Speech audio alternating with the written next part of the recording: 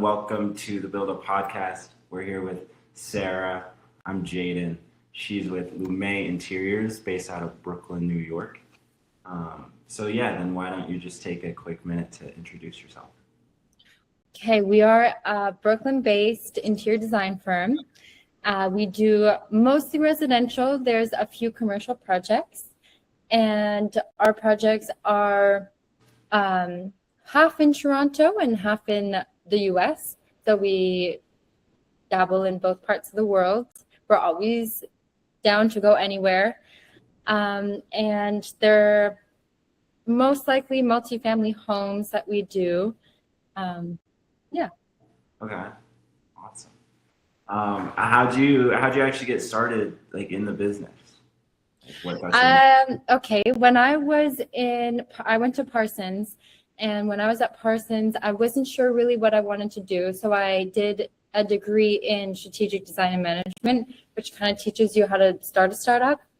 But I still didn't know really what direction I wanted to go into. So I was always taught that if you don't know what to do, just try out different positions at different places. So I worked in the ceramic shop, the wood shop, the metal shop.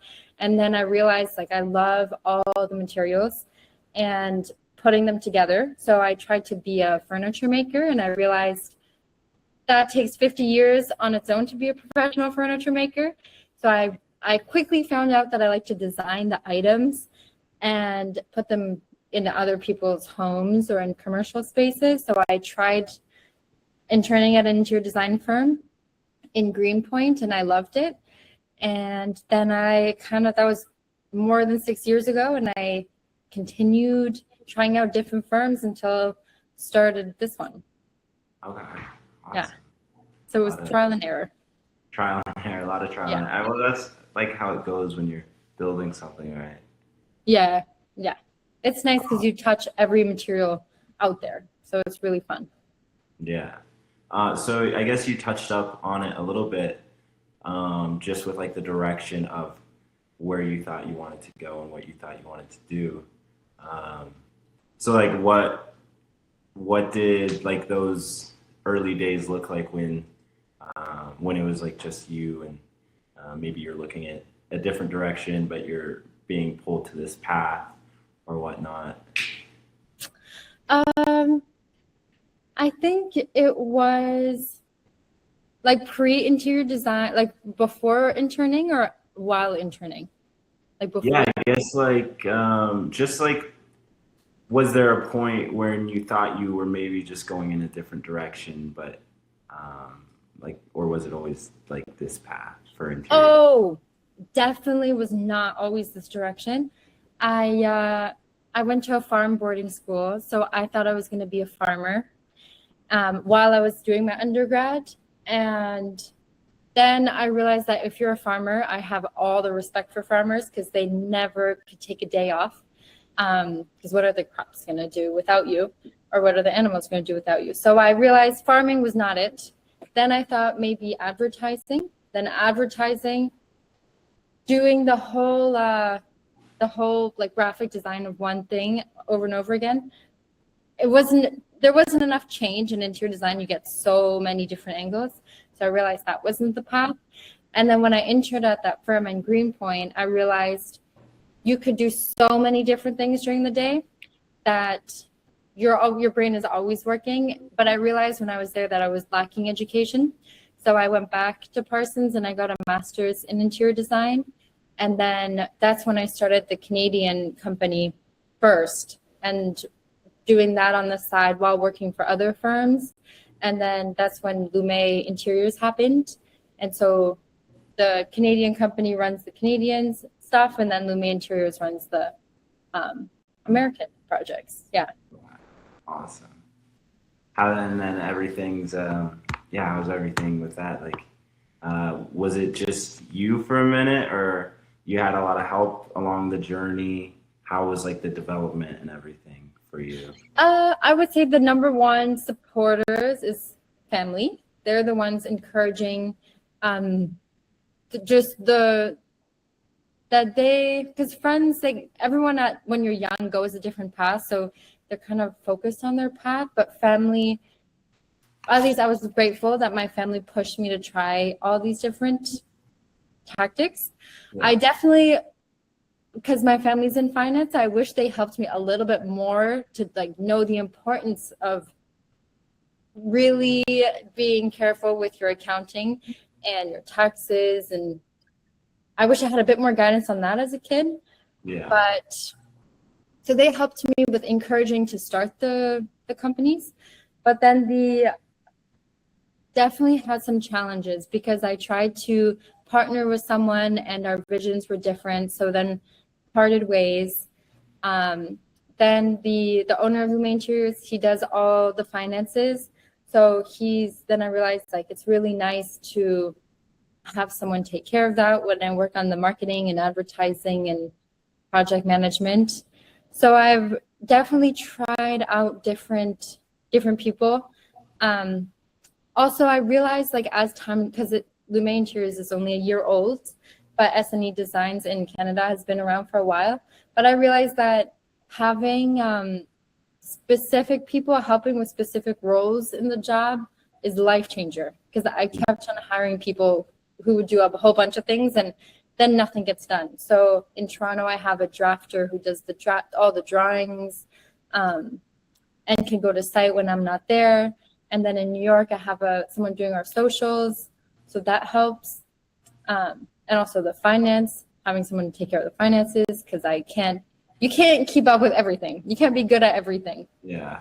So I feel like that's where I'm still learning that whole process of how to maximize your time instead of burning out and just not being able to do any of it, or like really do a good job. You need the time to do a good job. Exactly. Yeah. I think the burning out and like maximizing your time definitely go hand in hand, because if you try to maximize your time, then you find yourself getting more tired and, you know, maybe neglecting some other things because you're trying to just compound everything into this amount of time, and then your body's like, hey, we need to take a beat for a second. We need to slow down real quick. Yeah. For you, was there like in the earlier maybe months, years, is there anything that really like stands out to you, that maybe like some funny moments that happened, or maybe some even brutal times that were just like, yeah, what's going on now? What's happening? I think a few of them. I think one of them is continuously hiring the wrong people. Yeah. Then I feel like it's like a constant, it really feels like a breakup, because you put all your energy, you want them to be as passionate as you, work as hard as you, but it doesn't, there's no one who's going to be just like you. So I feel like that's a big learning lesson. Another really silly lesson that I didn't know when at the very beginning, like in 2021, I didn't know I had to charge sales tax. So I quickly learned that you always have to charge sales tax. Yeah. Silly mistake, but no one told me. Yeah. So I think that was another one where it was like what are you doing? Quick adjustment. Another one was I think getting too excited and like, actually, wait, where was I going with that one? Other big things. I'm trying to think. I guess one thing was when we designed the office, because we have an office in Brooklyn. Yeah. Is when maybe I do this for a lot of personal projects, is like you put a whole budget together, you put a whole scheme together, and then you get excited and you just keep on adding to it. And then you're like, oh, I need this marketing and that marketing. And then you just like blow out of your budget. So learning how to create a design really within like your parameters, I feel like takes a long time to learn. Mm-hmm. And I'm still learning it, because some clients I'm like, oh, well, who cares? Like, I'll just spend an extra 10 hours doing these amazing renderings because I know they're going to love it. But then you can't grow a business that way because you're just working for free. So that's another learning lesson. I'm still learning. Still learning. Yeah. Still learning. Always learning. Always. Well, I guess tying into that part, like, was there maybe ever a job that you didn't know how to figure out, but maybe you pushed through anyway and ended up figuring it out? Oh yes, my first job ever was in Toronto. It was a big new development of townhouses. And at Parsons, they're very conceptual and not technical.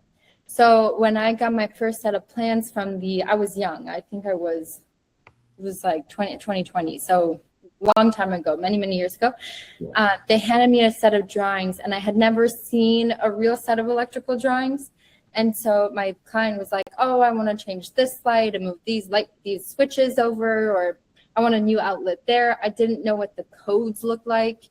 So the poor contractors were so patient with me, and they taught me what every single symbol meant.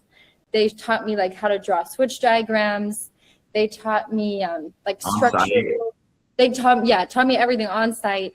That's so And nice. maybe because they're Canadian, that they were so patient. Yeah, probably. So patient. I didn't even know like what went underneath flooring. I kind of just was like, why can't you do this? And they're like, well, this is why you can't do this. Or like code, like you need an outlet every specific distance from each other. You can't just do whatever you want. So they pretty much taught me everything with all the drawing plans. Like I didn't even know what a shop drawing was when I first started. And I didn't know there was a design set that you can't build from. So your mill worker has to give you a shop drawing, and that's what they build from. So I didn't even know that. Okay. So they taught me everything. And then from then on, the next part, you learn something on every project because every contractor is different. But I realized they gave me my bulk knowledge, and now contractors, they just teach me here and there different tactics. Even clients, like I have a client in Collingwood, so northern Toronto, who is super green. Everything is non-toxic. So she's just teaching me all the construction methods that are non-toxic, like heating through walls or moldboard instead of gypsum board. So it's clients and contractors, but I was lucky that they taught me my knowledge when I was young. For sure, definitely. Would you say maybe that first job was like one of the biggest challenges you faced, or are there still maybe challenges that you're facing now throughout the just operational daily day to day? I think that was definitely my biggest challenge, was understanding everything off the bat. Other than that, a big challenge is, I think a personal big challenge is getting the job done within the allocated time frame. Like if it's a fixed fee, really getting it all done within that fixed fee is a big challenge. Knowing, because all the clients end up having your cell phone number, so they call you and text you whenever they want, and weekends too, night times. So knowing that it's okay to say, sorry, I'm busy, I'll talk to you Monday. Or if it's really important, then I'll answer. So knowing that's a big challenge, because I want to please, so I want to make sure they're happy. So I always say yes. So that's a challenge for me. Yeah, for sure. You gotta take care of yourself for a little bit too. It's okay to be a little bit selfish, maybe. No. No. No. Don't ignore what I said. What do you think makes your company different from maybe other people that are doing what you're doing, what you guys are doing in your area? Yeah. That's like a famous question.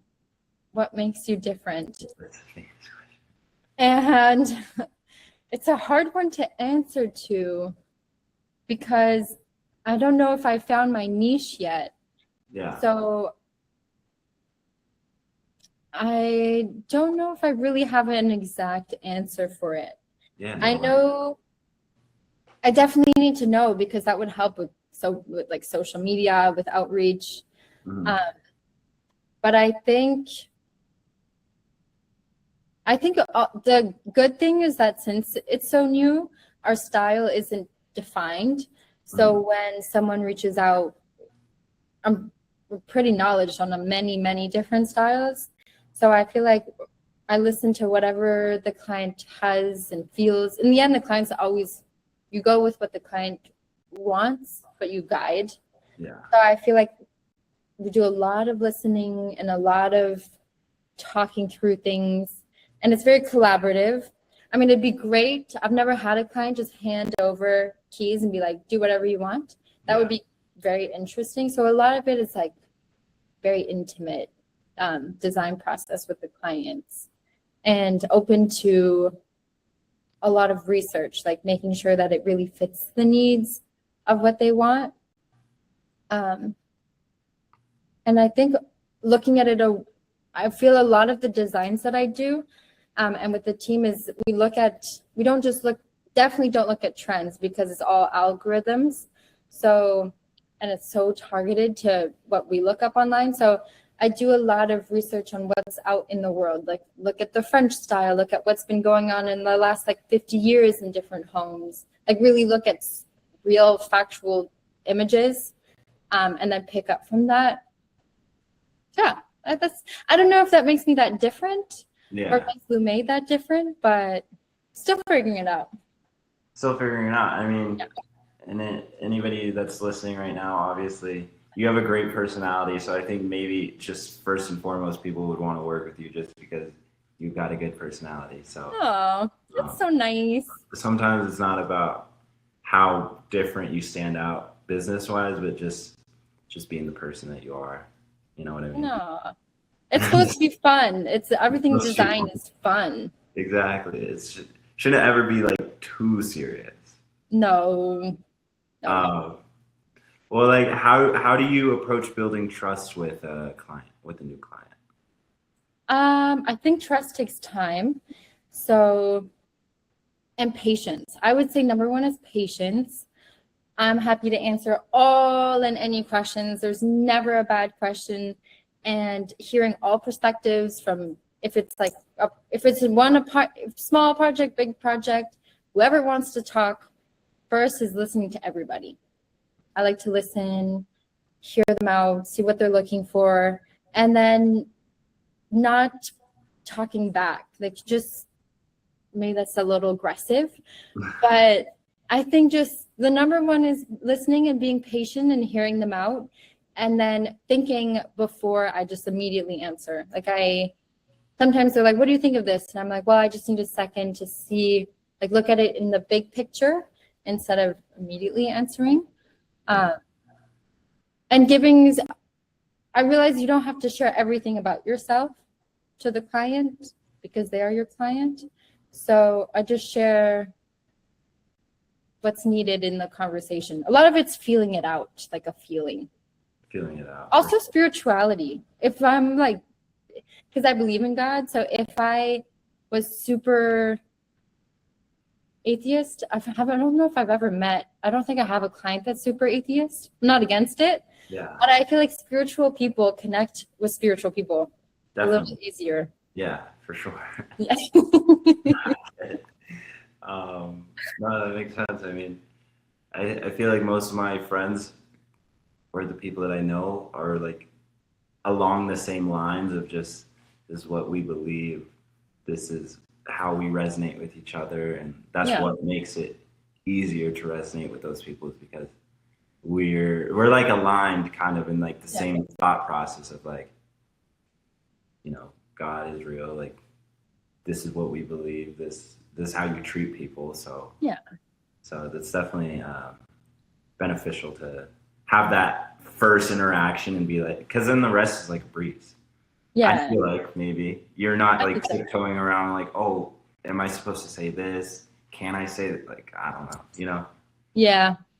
I used to be worried, but now I'm really, you can sense what's okay and not okay. And you have to have some deference because they are your client.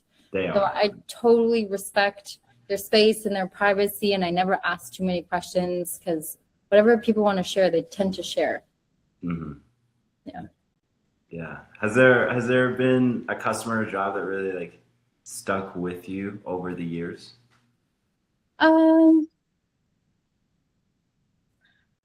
Oh gosh. In what way? Maybe just like something you look back on, maybe as like a memory, or just maybe a return client. Maybe they're here's some donuts. I don't know. Oh, I see you on the street. Like I don't know.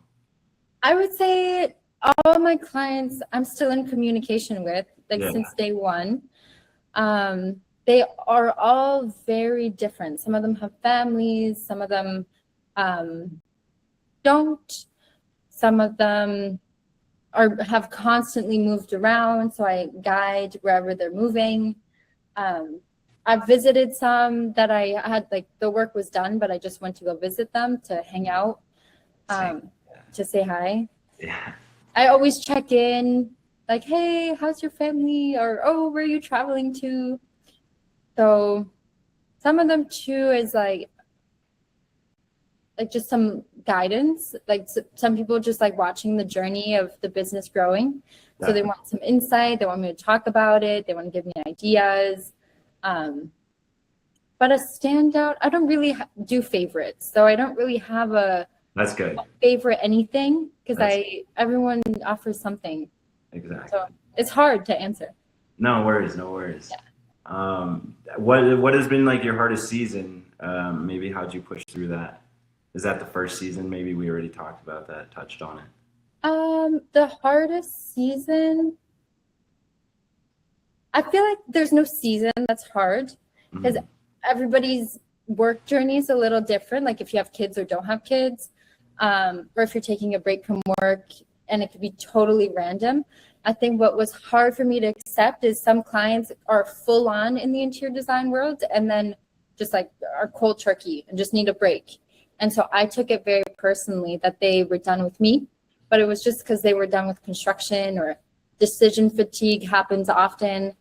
So that was very hard. I even talked to my therapist about it. I was like, am I doing something wrong? And she's like, no, like some people just need a break. It has nothing to do with you. She was like, maybe you should go and hang out with your friends or something, or go be with your boyfriend. Yeah. And I was like, you're right. Okay. And they always come back. So I realized with time that it's not you. Yeah. No. So I think that was hard. And that happens randomly with all my clients. So just because life. So I think there's no season. It's mostly depending on the client when they want to pause a project or start it back up. Definitely. Yeah. Well, yeah, we're nearly wrapping up. I'll ask you a few more things. Okay. What's your favorite part about doing this kind of work locally, or my favorite part, I love when I'm on site and I'm surrounded by trade people and everybody is working towards getting the design done. With the client or without the client, I love when everyone has a task to make the picture, like the whole picture, come together. Yeah, that's my favorite part. Sounds good. Well, yeah, I think that's it for today's episode. Okay. Sarah, thank you so much for sharing your story. It's truly inspiring stuff. So, and great personality. So I hope people hit you up, because, I'd hit you up to do my. So, if anyone wants to connect with Sarah, we'll definitely drop some information in the comment section so you can see her socials and whatnot. Reach out. And then, yeah, is there anything else you want to throw in there? I don't think so. Sounds good. Well, if anybody else wants to be a guest or share their own story, let us know. Thanks again, Sarah. We really appreciate it.